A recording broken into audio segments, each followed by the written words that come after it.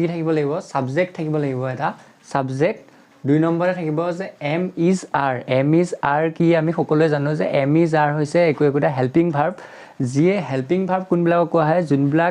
যোনবিলাকে সেই বাক্য এটাৰ সম্পূৰ্ণ কমপ্লিট তাৰ অৰ্থটো উলাবৰ কাৰণে যোনে সেই বাক্যটোত হেল্প কৰে অৱদান আগবঢ়ায় যাৰ কাৰণে কমপ্লিট সেন্টেন্সটোৰ এটা অৰ্থ ওলায় সেই যেটো আমাৰ সাবজেক্ট থাকে সাবজেক্টটোৰ লগত বহি পেলাই সেই সাবজেক্টটোৰ মিনিং সহ গোটেই সেন্টেন্সটোৰ এটা মিনিং উলিয়াব বা অৰ্থ উলিয়াব তাকে আমি কি বুলি কম হেল্পিং ভাৰ্ব বুলি কম যোনে সহায় কৰিব গোটেই সেন্টেন্সটোৰ মিনিং এটা ফাইন্ড আউট কৰিবৰ কাৰণে তো